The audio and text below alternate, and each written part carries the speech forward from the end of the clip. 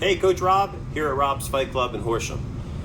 This video is about what to do when you come in for a sparring class.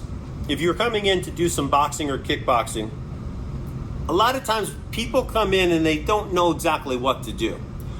I'm going to kind of give you a quick overview of what to do when you're here.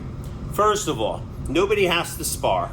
So when you come in to a sparring and a bag work class, you can come in and you can watch some sparring, you can do bag work, but keep yourself busy. Do a lot of different things to at least get a good workout in.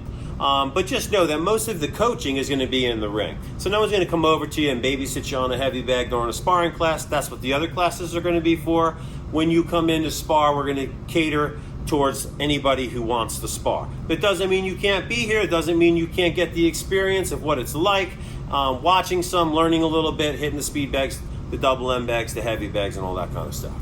All right, now with that being said, if you're here to spar, there's a certain process I think you should go through in order to do your best when you're sparring and get the most out of your sparring class. The number one thing that I don't like to see is people come in and not warm up. So when you come into a sparring class, you should always be sweating already when you walk into the ring. If you come in, talk to people for 20 minutes, don't warm up, jump into a boxing ring, not only is your first round not going to be very good because you're going to be trying to warm up in there, but you're also putting your body through way too much stress. You're not getting your heart rate up first. Your heart has to be working efficiently so that it's getting the blood and the oxygen out and nutrients out to all of your muscles so that you're going to get the most out of your sparring sessions. If you don't do that, imagine your heart's not getting enough blood out and you're forcing your body to work at a hard pace. It can't handle that, or it's not really good for you to do that. So you warm up properly, just like you cool down properly. Now, once you've warmed up, so skipping some rope, doing a little speed bag, doing some shadow boxing, you should be doing like a 5-minute warm up on the rope, like at least, just to get the heart rate up and get yourself sweating. A couple rounds of shadow boxing. That doesn't mean shadow box for 5 seconds or 10 seconds and then you get bored and you don't do it anymore. It means do a couple rounds of it. Make sure that you're ready. I talk a lot to people about having a notebook or a journal, something you can put all the information in that you learn. If you come in before your class, a couple of minutes, you go through your journal and your notes, and maybe you have a combination list or like setups or things you're going to practice. You can start working on that in the mirrors when you're shadow boxing. Once you're warmed up, you can start practicing those things on the bags. But you don't want to get bad habits by not doing your shadow boxing first. You want to start in the mirrors, see where you're making mistakes, and then go to the heavy bags after that. Most people will come right in, put on gloves, try to hit a heavy bag, but those are the people that aren't really experienced in what they should be doing. You won't see many good fighters, professional fighters, or even good amateur fighters come in and right away start hitting a heavy bag. It's just not part of the way that we run the programs. So you're gonna see them come in, shadow box, and warm up. Once you're warmed up, you should have a headgear on when you want to get ready to spar. If you know there's a couple people in the ring and nobody else has their headgears on, try to find somebody that you want to spar with. Walk around, talk to people. Hey, you sparring tonight? Or as coaches, we'll tell you kind of what matches can happen. But don't be afraid to be proactive and start talking to people. Hey, do you want to spar? Do you want to spar? And if they do, then get a headgear on, or at least have it in your hand or close to you. Have your mouthpiece, have your hand wraps on, already be warmed up, and then be ready to go in. Because what we don't want is you to take 5 minutes to get ready after the rounds are over, because we got to get somebody else right back in there. All right, so be ready. Try to set up a match. Try to walk around and talk to people. Okay? If you're not in the ring, you could also be working partner drills with somebody on the floor. Locking drills, some light kind of sparring back and forth at like 60%, practicing some drills, jab blocks, ducks and slips and things like that. That's fine. You can do that too. All right?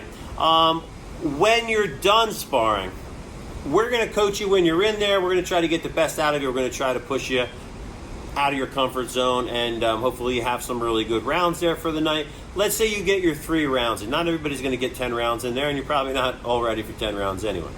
But when you're done, when you want to push yourself more, instead of doing 3 rounds and then sitting down for 20 minutes, come out of the ring and either get on a jump rope to push yourself more. Now start working jump rope intervals. Not just bouncing around nice and easy unless you really hit the wall, but try to push yourself with some faster pace, maybe jump rope fast for 30 seconds and then go slower for 30 seconds. Things like that. If you go to the heavy bags right away, just try to push another 2 or 3 rounds out on the heavy bags. So now you got your 6 rounds in. Your goal should be to get at least double the amount of rounds as the amount of rounds that you're going to compete at if you're going to be competing at all. Okay? So for our fight team, if you're going to go 3 rounds, then you should be at least training 6 rounds back to back, 3 rounds in the ring, 3 rounds on the heavy bag, and then you can get back into some jump rope rounds after that. All right? But that's going to really push you, because if you're exhausted after 3 rounds of boxing, if you don't do the extra after, you're going to always be exhausted after 3 rounds of boxing. Okay? So you got to push yourself more, get out of the comfort zone. Maybe not your first time, but after you've been doing it for a few months, you should be in shape enough that you can do extra rounds after 3 rounds of boxing. Okay? Now, once you're done doing that, some finishers that you can do. You can get back on the speed bag and burn out your shoulders. Not for a minute or 2, but try to do it for 5 or 10 minutes. Blast in that speed bag and burning out your shoulders. I already talked about the jump rope. That's a good thing to do too. You can burn yourself out with that. Burpees. Burpees is a great finisher. So just, do as many burpees as you can do in 10 minutes or 5 minutes even if you've really done a lot of work before that. You can do 10 each minute and see how many minutes you can go. There's a lot of different things you can do there. But don't just sit down and do nothing, because that's not making you better for next time. You can get on the battle ropes and work some high intensity exercises with the battle ropes. One of my favorites is throwing the sandbag on my shoulder and running the stairs. You can go downstairs and you can get on our Airdyne bike and you can work the 4-minute circuit on that. You can run sprints on the treadmill. Anything that's going to push you and make you better for next time.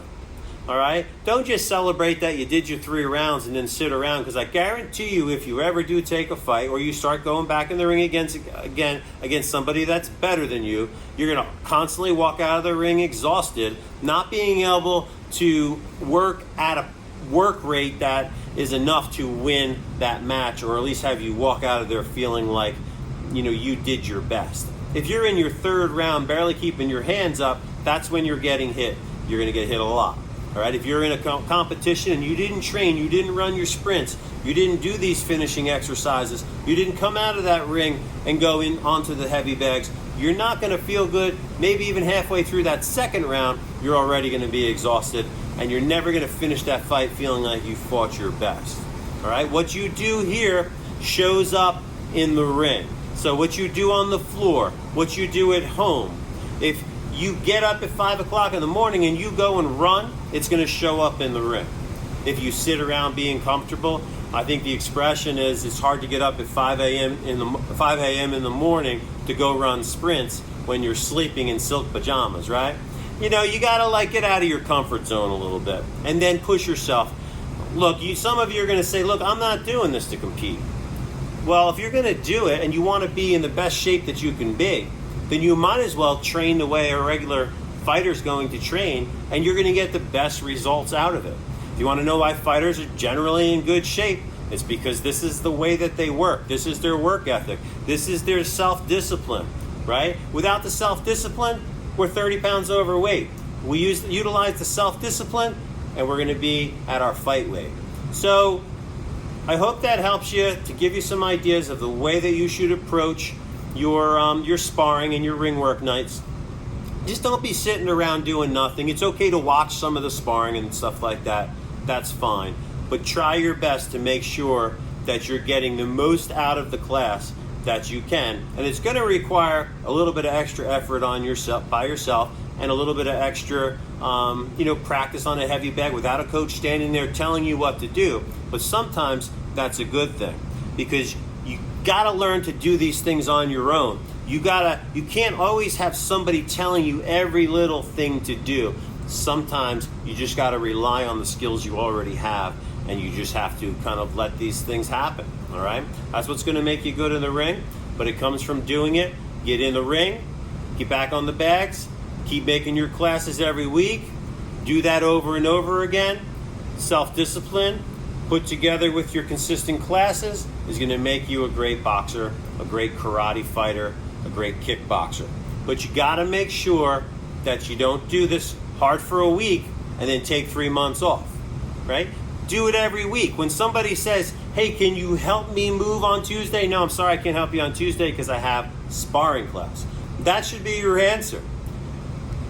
You know, tell me I'm crazy, but I put it in my calendar, and if you say, hey, Rob, can you? I go, no, sorry, I can't, because it's in my calendar, and I got to make sure I do it because I'm committed to doing that.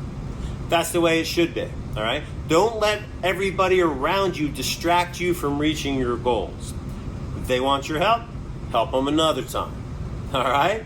I know sometimes it's easier to stay home than to come out and get into your sparring classes. I know sometimes you're like, I don't know if I feel like getting hit tonight. Go anyway.